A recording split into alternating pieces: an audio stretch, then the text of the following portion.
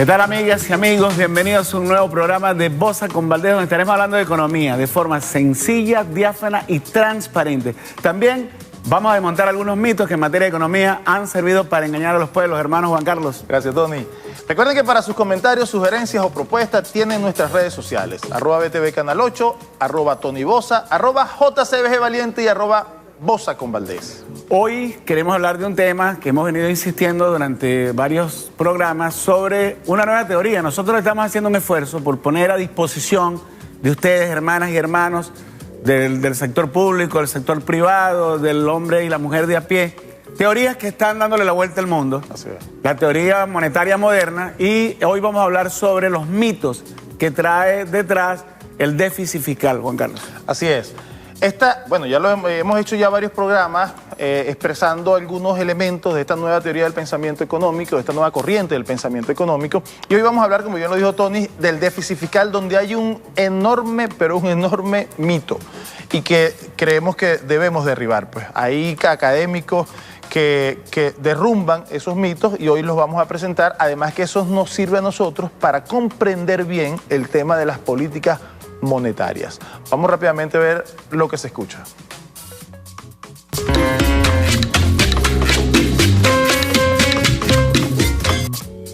Ahí tenemos, este es un artículo de Stephanie Kelton. Stephanie Kelton, ella fue asesora de Bernie Sanders. Es una académica estadounidense. Dice, los impuestos no son para financiar a los gobiernos, por si había dudas. Esto es una entrevista que le hacen a ella en realidad. No es un artículo de ella, sino es una entrevista. Por demás interesante, ¿no?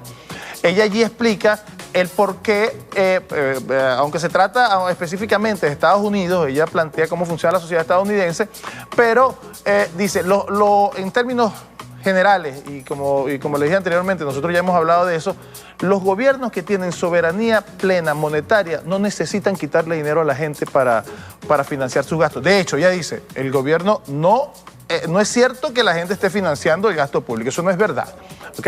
O sea, a la gente le quitan dinero, pero un tema de progresividad para la distribución de las riquezas en Estados Unidos. Sin embargo, en Estados Unidos, dicho por ella misma, 25 personas tienen el capital de más del 56% de toda la población estadounidense. Tony. Aquí tenemos el segundo portal, se trata del mito del déficit, casualmente es un trabajo hecho por Mariano Santana en la revista del periódico Oleada. Es hablando precisamente del libro que escribió Stephanie Kelton sobre el déficit fiscal, el mito del déficit fiscal. Hay varios de los elementos mitológicos ahí, tienen que ver con algunas frases que uno le escucha a algunos economistas. No, es que cuando se hace un déficit se está comprometiendo a las generaciones futuras con una deuda que después no se va a pagar. Nosotros en la segunda parte del programa, Juan Carlos, vamos a poner unos cuadros históricos desde los años 60 de cómo la mayoría de los países han venido trabajando con déficit, porque el déficit, como bien dice la teoría monetaria moderna, no es un desplazamiento de dinero del público hacia el Estado, no, el déficit exactamente lo contrario. Es todo lo contrario, es financiamiento público a la actividad económica, y cuando hay impulso a la actividad económica, se reactiva la economía. Eso es una cosa demasiado simple. Veamos el siguiente portal. Colócame el siguiente portal. El portal número 3. Está. Ok, la pandemia triplica el déficit público, que supera el 7% del Producto Interno Bruto. Ya va, déjamelo ahí. Ajá. El Producto Interno Bruto en agosto. Evolución del déficit público. Esto es un estudio, creo que es si mal no recuerdo, es en España. Fíjense, no existe país, o bueno, sí, en la actualidad no existe ningún país del planeta que no tenga déficit fiscal. Primero porque eso es por lo que decía Tony, eso es digamos, un valor residual. Eso es algo que se mide al final del ejercicio fiscal. Y comentábamos antes de comenzar el programa, tendríamos que irnos un poco más atrás y entender cómo gasta el Estado. Si gasta a través de un presupuesto público, o sea, presupuesto, algo que se presupone, normalmente casi todos los presupuestos son, digamos, calculados por exceso. Es natural que normalmente queden rezagados en cuanto a la recaudación de los ingresos, pues. Sin embargo, como ya hemos venido diciendo, eso no es ningún problema. O sea, ese dinero que dejó de recaudar el Estado lo ahorró el sector privado para inversión, en fin. Por eso a mí me extraña que los neoliberales o los liberales les moleste el déficit fiscal, porque no lo entienden. Creen que es exactamente lo contrario, que el Estado le está quitando dinero al público y es al revés. El público le está entregando dinero al privado cuando hay déficit fiscal, Tony. Bueno, vamos a ver un video. Tenemos un video que preparó el equipo de producción del canal para que al regreso lo comentemos y trata exactamente de lo que estamos hablando. Vamos a ver el video y ya regresamos. En los vídeos anteriores hemos visto que un Estado emisor del dinero no necesita recaudar para poder gastar. De hecho, para poder recaudar, primero ha tenido que gastar, porque no se puede recaudar lo que no existe porque todavía no lo has creado. Este inusual enfoque, al que tan poco acostumbrados estamos y que tan raro nos suele parecer, afecta también mucho al concepto de déficit público, y esto es lo que veremos en este vídeo. El déficit público es la situación en la que se encuentra el sector público cuando gasta más de lo que ingresa. Por ejemplo, si gasta 10 pero solo ingresa 8, entonces el déficit público es de 2. Cuando ocurre lo contrario, es decir, cuando gasta menos de lo que ingresa, entonces se llama superávit público. Si gasta 8 e ingresa 10, entonces tendrá un superávit de 2. La visión dominante que existe sobre el déficit público, que bebe de la visión de dinero-mercancía, es muy conocida. Si el Estado gasta más de lo que ingresa, es necesario que haya obtenido ese dinero extra de algún sitio, normalmente de alguien que le ha prestado el dinero. Por lo tanto, con el déficit público se produciría un trasvase de dinero privado al sector público, dejando a la gente con menos dinero y encareciendo la financiación porque ésta se volvería más escasa. En consecuencia, el déficit público reduciría el ahorro privado. Esto sería negativo porque las empresas y las familias tendrían menos recursos financieros para invertir y para consumir, lo que perjudicaría la actividad económica. Esta idea se conoce en la literatura como efecto desplazamiento, en inglés crowding out, porque la acción del Estado desplaza la acción del sector privado, un concepto que cobró fuerza con los economistas neoclásicos en los años 70 del siglo pasado y que obviamente es planteado como algo negativo y que conviene evitar. Pero desde la visión convencional se plantea otro motivo por el cual el déficit público sería negativo. Autores neoclásicos como Robert Barro y Lévis Cochin revivieron en los años 70 el argumento utilizado por el economista clásico David Ricardo, denominado hipótesis de la equivalencia ricardiana. Según esa idea, la gente, tras ver que el Estado está gastando más de lo que ingresa, esperaría que en un futuro se subieran los impuestos para poder cerrar ese déficit. Así que para afrontar dichos impuestos futuros, las empresas y familias aumentarían su ahorro dejando de consumir y de invertir tanto, afectando negativamente a la actividad económica. De nuevo, el déficit público sería perjudicial para la economía. Por todo esto, los economistas adscritos a esos planteamientos defienden que el déficit público sea lo menor posible, e incluso muchos de ellos hablan de que ni siquiera exista. Seguramente la propuesta más conocida es que el déficit público no supere el 3% sobre el PIB, que es la norma que vertebra las reglas de la Unión Europea. Esa cifra es muy conocida. Lo que no se conoce tanto es que su creador, Guy Abel, admitió en 2012 que no respondía a ningún análisis económico, sino que nació como estratagema política para reducir el gasto que podían acometer los ministerios del gobierno francés. Literalmente reconoció: nos imaginamos esta cifra del 3% en menos de una hora. Nació en una esquina de una mesa, sin ninguna reflexión teórica. En cualquier caso, para la teoría monetaria moderna, esto del déficit público es algo muy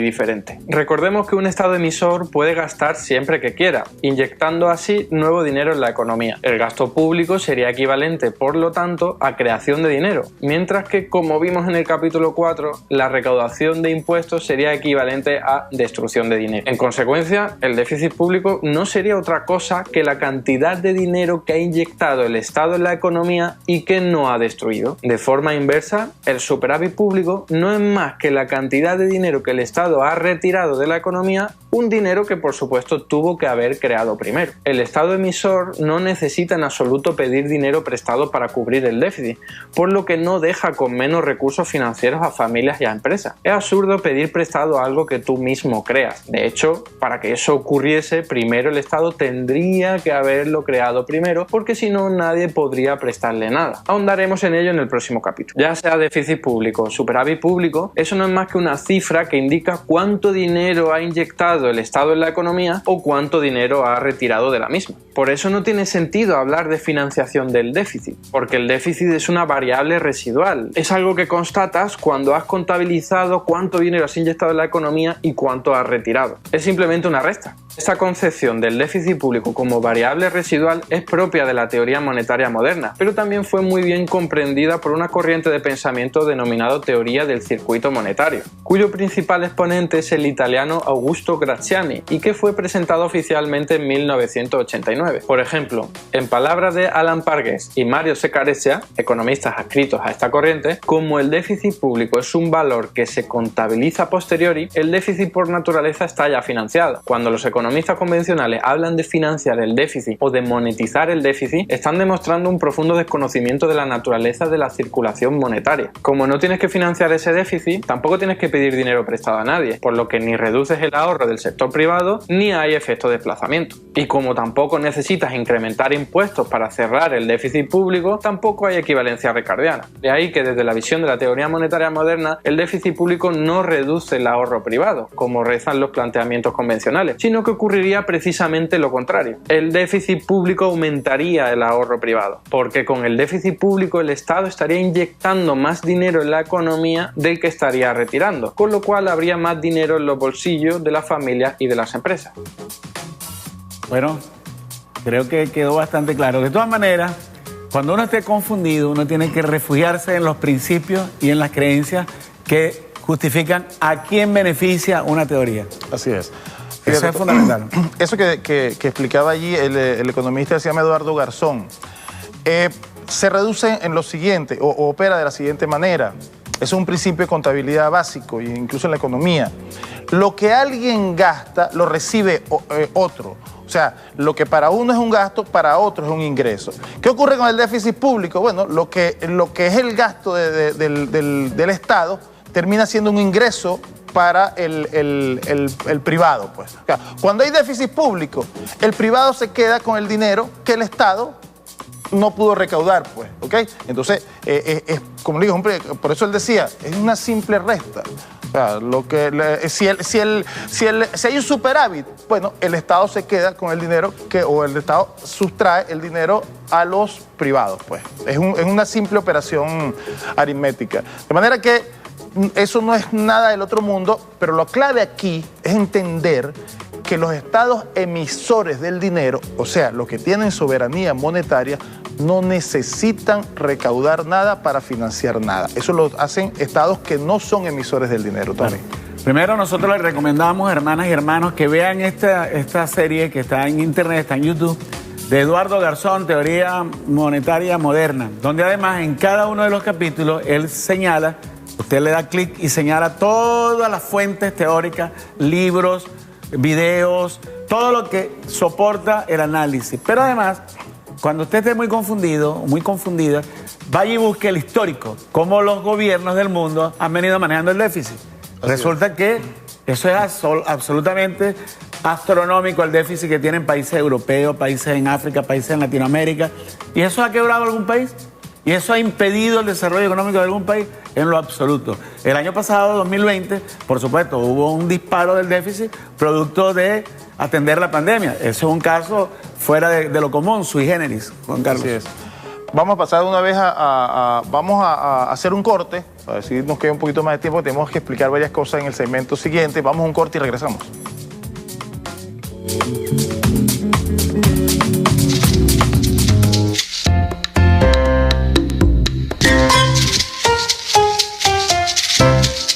Bueno, ya estamos de regreso en su programa Bosa con Valdés y estamos hablando sobre los mitos del déficit fiscal a propósito de un libro que publicó la ex asesora del demócrata Bernie Sanders, Stephanie Kelton, un libro que está en inglés.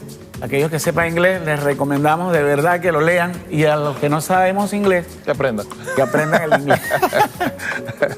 Bueno, sí, estamos hablando fundamentalmente de ese mito del déficit, estamos hablando del mito del déficit fiscal. Y lo importante, clave, para resumir lo del segmento anterior, la creencia actual, o la creencia más generalizada, la creencia dominante, es que el déficit fiscal le resta posibilidades al sector privado o sea, al pueblo en general le resta posibilidades porque traslada recursos de ellos hacia el Estado, cuando es exactamente lo contrario. Es exactamente lo contrario. Cuando hay déficit fiscal, el sector privado se queda con una porción de dinero que no utilizó el Estado. Pues por eso el Estado recaudó menos de lo que gastó. De modo que, visto de esa perspectiva, es beneficioso para el sector privado el déficit fiscal. Y visto desde otra perspectiva de que el Estado que emite su propia moneda y que tiene soberanía monetaria no necesita pedir prestado, porque sobre esa base es lo que piensan de que se le quita al privado, no necesita pedirle prestado a nadie para cubrir cualquier déficit que tenga. Miren, y es interesantísima la propuesta que hace esta compañera Stephanie Kelton de la corriente de la teoría monetaria moderna, porque, por ejemplo, cuando los Estados Unidos en los años 60 empezaron a imprimir más dólares de lo que tenía respaldo en oro, prácticamente hicieron 6 veces más emisión que respaldo en oro. Si lo vemos honestamente, hicieron lo correcto. Si la economía crece, pero no crece la cantidad de oro, ¿cómo se puede crecer si tú amarras todos tus recursos financieros y todos tus esquemas presupuestarios a un bien que no crece, claro, como el oro? Y ellos hicieron lo correcto, claro. Por desgracia lo hicieron para financiar la guerra. Pero si hubiese sido para financiar no la economía de guerra, sino la economía humana, la economía para el bien de la humanidad, hubiese sido un círculo perfecto. Pero es correcto que se hayan desprendido del patrón oro. Ella lo dice en una entrevista que le hacen, que lo pasamos en el primer portal. Ella dice lo siguiente: el Estado norteamericano, Estados Unidos de Norteamérica, si quisiera hoy mismo, dice ella, pudiera acabar con la pobreza, los 40 millones de pobres que tiene Estados Unidos, pudiera asegurarle seguridad social a todos los estadounidenses, pudiera hacer, si lo quisiera hacer, lo hiciera ya. Porque un Estado que gracias a eso que hicieron, a desprenderse de un patrón, que es ponerse una limitación innecesaria. Claro, en el caso de Estados Unidos era producto del Tratado de Bretton Woods. De Bretton Woods. Pero, por ejemplo, fíjense eso, se mide el crecimiento de un Estado por el Producto Interno Bruto, como lo estaba explicando Tony ahorita. Si yo estoy amarrado a la cantidad de oro que tengo, si no hago que crezca el oro, por cierto, un mineral que es bastante escaso en la tierra, si no crece el oro, ¿cómo hago para que mi Producto Interno Bruto, cómo financio mi Producto Interno Bruto? O sea, ¿cómo financio la producción en mi país? No voy a tener porque mi moneda va a estar amarrada a eso. Pero es que Estados Unidos es demasiado vivo, Tony, porque si bien desprendido de eso, amarró al resto de los países a su moneda. Entonces, hay países, los que se dolarizaron, esos están fritos, pues, ¿ok? Porque eso sí es verdad que no tienen nada de soberanía monetaria. Pero aquellos que piensan también que tienen que tener divisas para poder emitir su propia moneda, es exactamente lo mismo que el patrón oro. Es más, es exactamente lo mismo que la dolarización. Es como si estuvieran dolarizados. Es exactamente lo mismo que dolarizar, porque la emisión de tu moneda va a depender de la cantidad de la moneda extranjera que tienes. Claro. ¿No? Y ahí evidentemente no tienes ninguna... tu moneda es un token, pues. Se termina siendo un token, no tiene soberanía monetaria. Y eso tiene un problema fundamental, y yo creo que quienes nos ven lo van a entender fácilmente. Si tú tienes una cantidad de bienes reales en la economía, tienes actores económicos, tienes gente preparada, tienes equipos, maquinarias, tienes tierra. Si tú tienes todo eso, que son los recursos verdaderos, y tú te amarras a la cantidad de divisas que tú tienes, tú no vas a poder desarrollar la economía. Así es, así. Porque tú no estás viendo la realidad de los recursos reales que hay en la economía. Que, por cierto, eso abre también un tema importante que tiene que ver con los salarios. De acuerdo al esquema marxista, los salarios, junto al resto de los factores del capital productivo, el capitalista, el financista, etcétera, el dueño de la tierra, es decir, aquellos factores que generan la ganancia, el salario, que se apropian de parte del producto. Cuando hay un desfase por la inflación, hay un desfase nominal, el dinero no tiene valor propio. Claro. Entonces, como hay un desfase nominal, es un problema contable. Entonces la gente dice, por ejemplo, no hay recursos. No hay recursos en la administración pública. ¿Por qué? Porque tú lo calculaste a un valor, pero resulta que eso no es un valor en sí. Eso es una cuenta contable, valga la redundancia, que tú puedes adecuar como hace cualquiera. Fíjate, ahorita la banca acaba de proponerle al Banco Central de Venezuela, y así fue aprobado, indexar los créditos. ¿Qué significa eso? Que el dinero no tiene valor en sí, que el dinero se puede adecuar porque el dinero es una relación contable. Claro, y el dinero sirve para medir esos valores, pues. Fíjate, hablando de lo que tú decías, de la importancia del salario, en la entrevista que le hicieron a Stephanie Kelton, ella responde lo siguiente, o dice algo que nos parece interesantísimo, dicho por una capitalista. Las prioridades de los gobiernos deben reflejar los de la gente. Pero podríamos decir que el recurso más importante que se tiene es el trabajo. ¿Es así?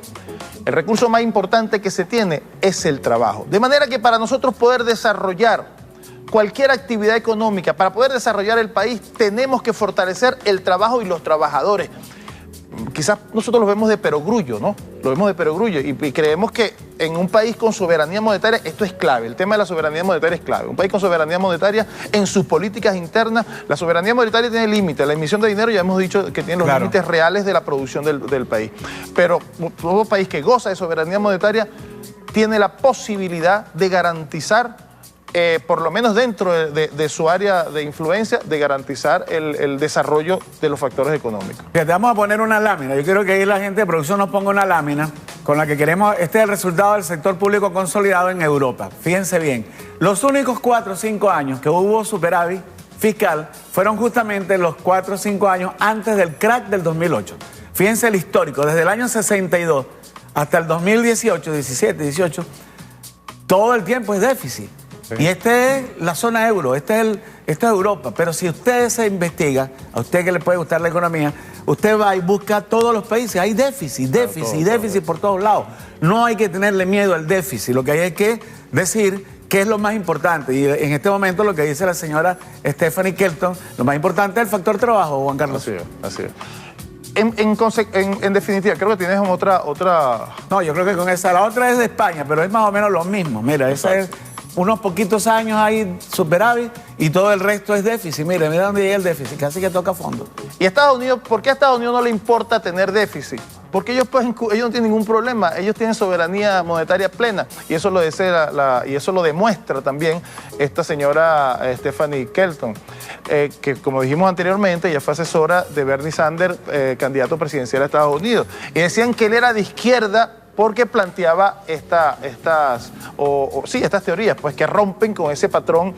Mira, Tony me dijo hace rato algo que yo nunca había escuchado una definición tan exacta desde mi perspectiva de lo que son algunos compañeros desde el punto de vista del pensamiento económico. Algunas corrientes del pensamiento económico terminan siendo una religión.